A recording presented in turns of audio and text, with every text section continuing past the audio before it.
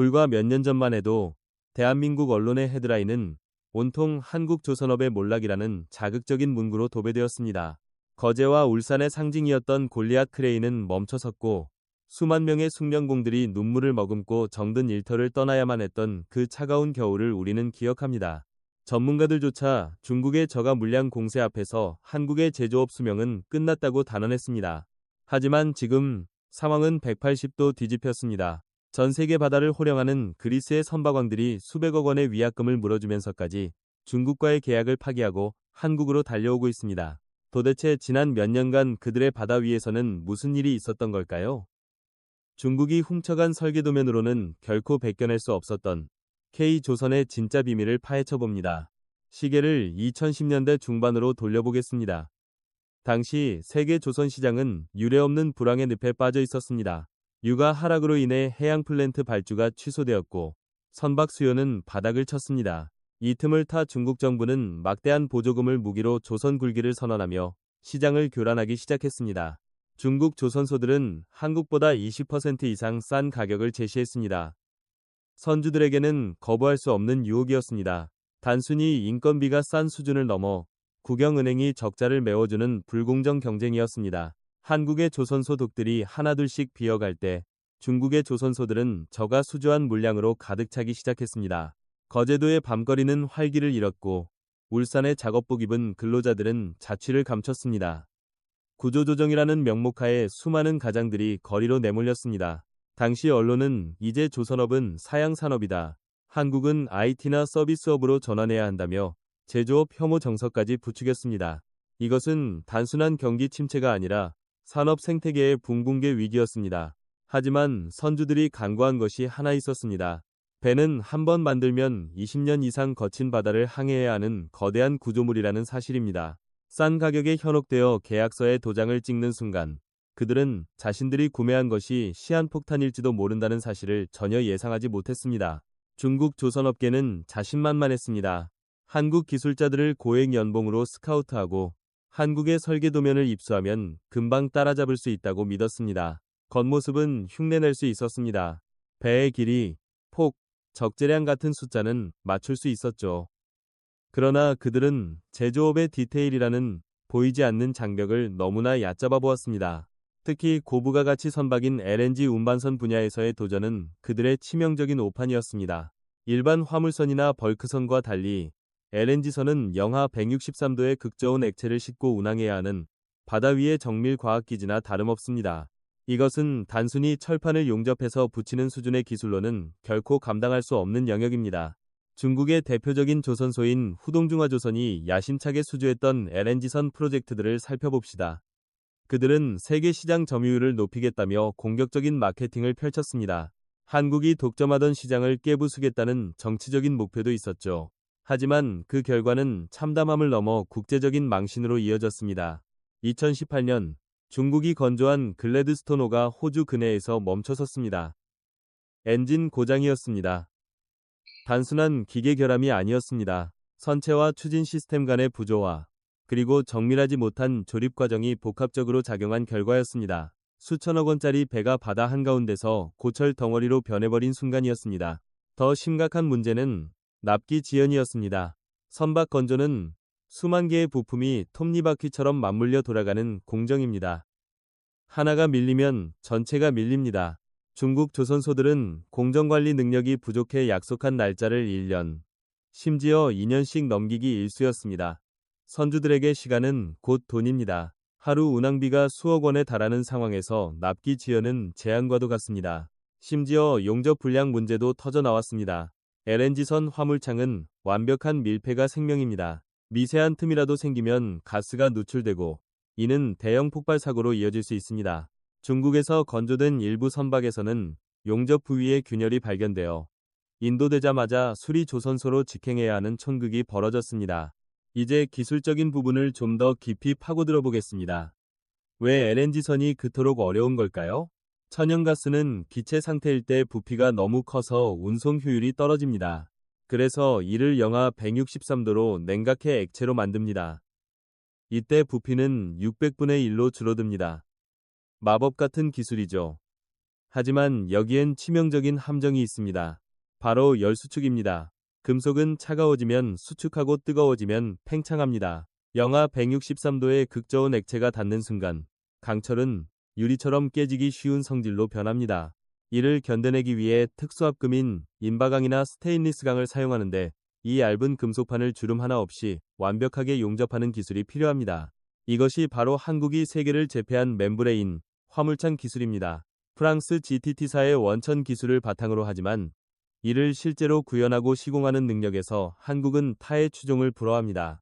종이처럼 얇은 단열 패널을 수만 장 붙이면서 오차 범위를 밀리미터 단위로 제어해야 합니다. 이것은 기계가 아닌 사람의 손끝 감각에서 나옵니다. 중국도 이 기술을 따라 하려 했습니다. 하지만 그들의 용접공들은 한국 숙련공들처럼 수십 년간 다져진 노하우가 없었습니다. 매뉴얼대로 한다고 해도 현장에서 발생하는 수만 가지 변수에 대처하는 능력은 하루아침에 만들어지는 것이 아닙니다. 결국 그들이 만든 화물창에는 콜드 스팟이 생겼고 선체 외벽에 얼음이 어는 결함이 발생했습니다. 이러한 기술적 결함들이 누적되자 글로벌 선주들 사이에서는 중국산 배는 싸구려가 아니라 돈을 버리는 길이라는 인식이 퍼지기 시작했습니다. 초기 비용을 아끼려다 수리비와 운항 손실로 몇 배의 비용을 치르게 된 것입니다. 이른바 싼 게 비지떡이라는 만고불변의 진리가 조선업계에서도 증명된 셈입니다. 특히 안전에 민감한 에너지 기업들은 더 이상 중국을 신뢰하지 않았습니다. 카타르, 모잠비크, 러시아 등 대형 가스전 프로젝트들은 안정적인 운송 수단이 필수적입니다. 배가 멈추면 가스전 전체가 멈춰야 할 수도 있기 때문입니다. 신뢰는 돈으로 살 수 없는 가치였고 그 신뢰의 중심에 한국 조선소들이 있었습니다. 이 시점에서 우리는 카타르 프로젝트를 언급하지 않을 수 없습니다. 2020년 카타르 국영석유회사는 100척이 넘는 LNG선 발주 계획을 세웠습니다. 역사상 최대 규모였습니다. 중국은 정부 차원에서 외교적 압박까지 가하며 수주전에 뛰어들었습니다. 하지만 결과는 한국의 압승이었습니다. 카타르는 한국 조선 3사의 도크 슬롯을 미리 예약하는 초유의 계약을 체결했습니다. 이것은 단순한 주문이 아니었습니다. 앞으로 5년 동안 너희가 만들 배의 자리를 우리가 미리 찜해두겠다는 선언이었습니다. 한국 조선소의 능력을 100% 신뢰한다는 보증수표나 다름없었죠. 이 소식이 전해지자 전 세계 선주들은 마음이 급해졌습니다. 한국 조선소의 도크가 꽉 차버리면 자신들은 배를 만들 곳이 없어지기 때문입니다. 그 결과 지금 한국 조선소들은 3년치 일감을 이미 확보한 상태입니다. 이제는 선주들이 와서 제발 배 좀 만들어 달라고 사정하는 공급자 우위의 시장이 형성되었습니다. 가격 협상력도 높아져서 신조선가는 연일 최고치를 경신하고 있습니다. 저가 수주로 연명하던 과거의 굴욕은 이제 없습니다.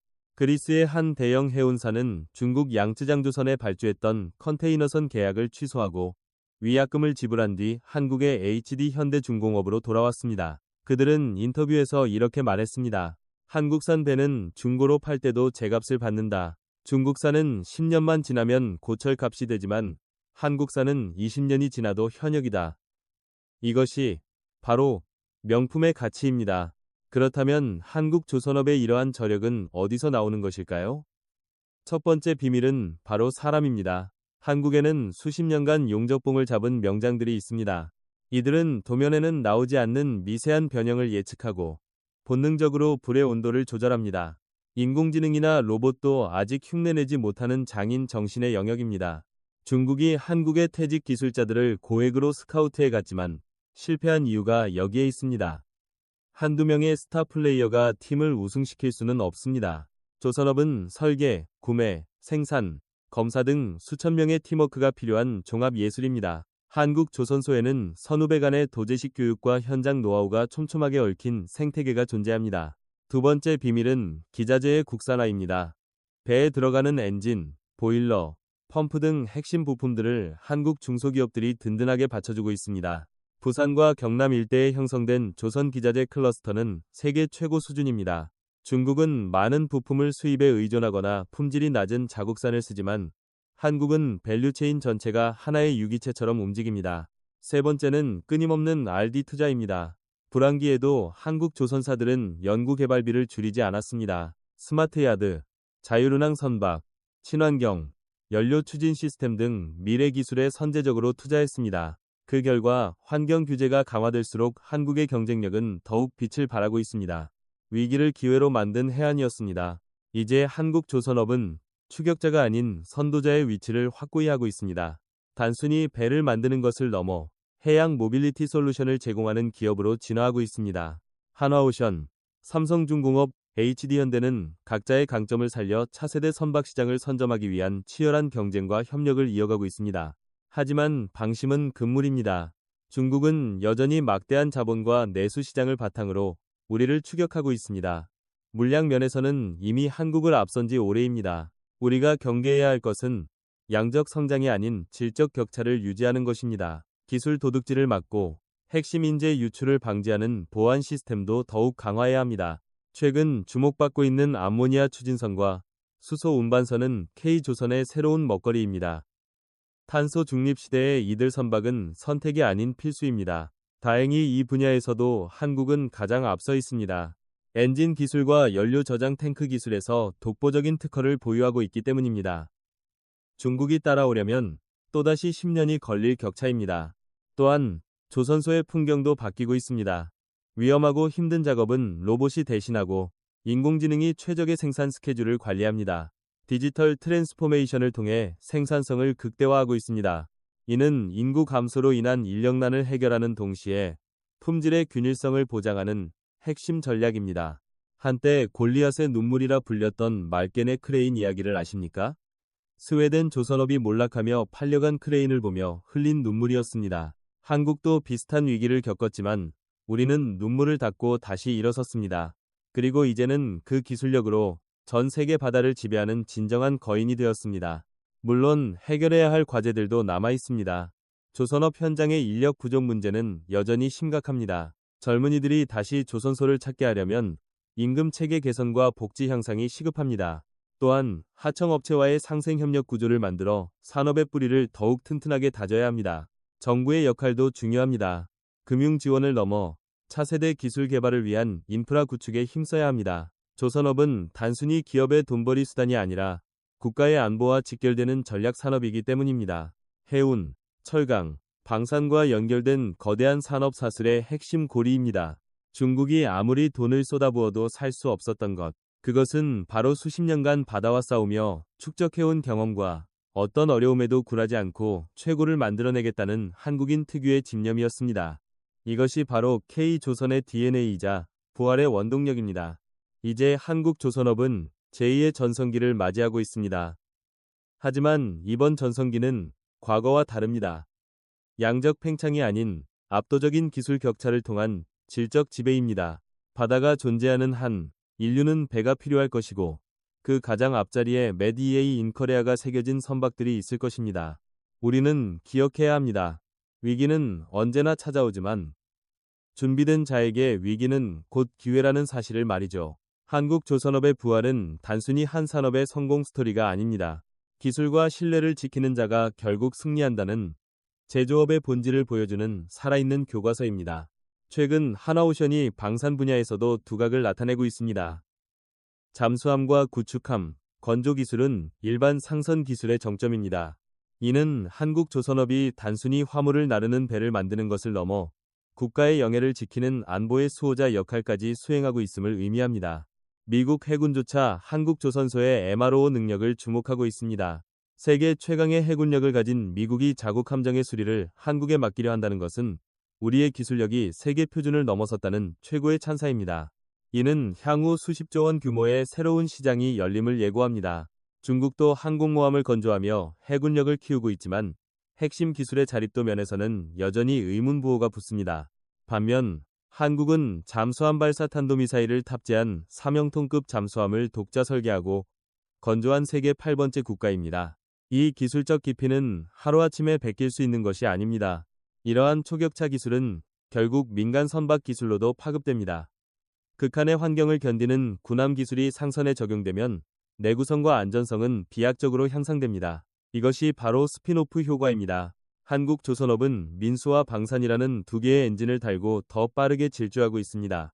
환경 규제 이야기를 다시 해보겠습니다. 국제해사기구의 탄소 배출 규제는 조선업계의 판도를 바꾸는 게임 체인저입니다. 기존의 벙커 CU를 쓰는 배들은 이제 바다를 다닐 수 없게 됩니다.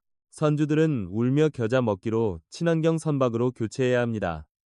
이 거대한 교체 수요를 감당할 수 있는 곳, 바로 한국뿐입니다. 중국도 메탄올 추진선 등을 내세우며 추격하고 있지만 엔진의 연비와 성능 면에서 한국산 엔진과는 비교가 되지 않습니다. 선박의 심장인 엔진 기술에서 한국은 세계 시장의 30% 이상을 점유하고 있습니다. 선체는 중국에서 만들어도 엔진은 한국산을 사다 쓰는 경우가 허다합니다. 껍데기는 중국산이지만 심장은 한국산인 셈이죠. 이런 상황에서 중국 조선업계 내부에서도 자성의 목소리가 나오고 있습니다. 저가 수주로 몸집만 불렸지 실속은 없다. 한국을 따라잡으려면 아직 멀었다는 비판이 중국 언론을 통해 보도되기도 합니다. 그들의 오만함이 꺾인 것입니다. 진정한 승부는 이제부터입니다. 우리는 지난 10년의 고통을 잊지 말아야 합니다. 호황기에 안주하다 불황의 파도에 휩쓸렸던 뼈아픈 교훈을 되새겨야 합니다. 지금의 수주 잭팟에 취해 혁신을 멈춘다면 중국은 언제든 다시 턱 밑까지 쫓아올 것입니다. 영원한 1등은 없습니다. 끊임없이 달아나는 자만이 살아남습니다. 다행히 우리 기업들은 미래를 준비하고 있습니다. 삼성중공업의 자율운항 시스템 SAS는 이미 실증 테스트를 성공적으로 마쳤습니다. 선언 없이도 태평양을 건너는 배, 공상과학 영화 속 이야기가 한국 기술로 현실이 되고 있습니다. 이는 인건비를 획기적으로 줄여 선주들의 수익성을 극대화할 것입니다. HD현대는 바다의 테슬라를 꿈꾸며 해양 데이터 플랫폼 기업으로 변신하고 있습니다. 배가 운항하며 쌓이는 모든 데이터를 분석해 최적의 항로를 제시하고 고장을 예측합니다. 이제 조선업은 하드웨어 산업이 아닌 소프트웨어 산업으로 진화하고 있습니다. 중국이 가장 약한 분야가 바로 이 소프트웨어입니다. 이러한 혁신은 젊은 인재들을 다시 조선업으로 불러들이는 계기가 될 것입니다. 기름 냄새나고 위험한 현장이 아니라 첨단 기술을 다루는 스마트한 일터로 이미지가 바뀌고 있습니다. 판교의 IT 개발자가 거제의 조선소에서 일하는 모습, 이것이 K조선이 그리는 미래입니다. 지역 경제도 다시 살아나고 있습니다. 거제와 울산의 식당들은 다시 북적이고 부동산 시장에도 온기가 돕니다. 조선업의 부활은 단순히 기업의 이익을 넘어 지역사회 전체에 활력을 불어넣는 낙수 효과를 가져옵니다. 대한민국 경제의 허리가 다시 꼿꼿하게 서고 있는 것입니다. 하지만 우리는 중국의 저력을 과소평가해서는 안 됩니다. 그들은 막대한 내수 시장을 무기로 끈질기게 기술 격차를 좁혀올 것입니다. 정부는 핵심 기술 보호법을 강화하고 산업 스파이에 대한 처벌 수위를 높여야 합니다. 기술 유출은 곧 국부 유출이자 매국 행위입니다. 또한 원자재 가격 상승과 인력난은 여전한 리스크 요인입니다. 후판 가격 협상에서 철강 업계와의 상생이 필요하고 외국인 근로자 도입에 따른 사회적 통합 문제도 지혜롭게 풀어야 합니다. 산적한 과제들을 하나씩 해결해 나갈 때 K조선의 봄날은 더욱 길어질 것입니다. 조선업은 사이클 산업입니다. 호황이 있으면 불황이 있습니다. 하지만 기술력이 뒷받침된 호황은 쉽게 무너지지 않습니다. 지금 한국이 쌓아올린 기술 장벽은 중국이 넘기엔 너무나 높고 견고합니다. 이것은 하루아침에 쌓은 모래성이 아닌 수십 년간 땀과 눈물로 다진 강철의 성벽입니다. 전 세계 바다를 누비는 LNG선의 70% 이상이 한국산입니다. 이는 단순한 시장 점유율 이상의 의미를 가집니다. 에너지 안보의 핵심 루트를 한국이 쥐고 있다는 뜻이기도 합니다. K조선은 이제 대한민국의 전략 자산이자 글로벌 경제의 필수 불가결한 존재가 되었습니다. 중국이 훔쳐간 도면으로 껍데기는 만들었을지 몰라도 그 안에 담긴 혼은 훔칠 수 없었습니다. 불량률 제로에 도전하는 장인 정신, 고객과의 약속을 생명처럼 여기는 신뢰, 그리고 위기 속에서도 혁신을 멈추지 않는 도전 정신, 이것이 바로 중국이 결코 가질 수 없는 K조선의 영혼입니다. 앞으로 펼쳐질 미래는 더욱 흥미진진합니다. 바다 위를 떠다니는 원자력 발전소, 해상 풍력 설치선 등 새로운 시장이 열리고 있습니다. 이 모든 분야에서 한국은 가장 강력한 경쟁력을 가지고 있습니다. 우리는 이제 추격자가 없는 망망대해를 향해 독주를 시작했습니다.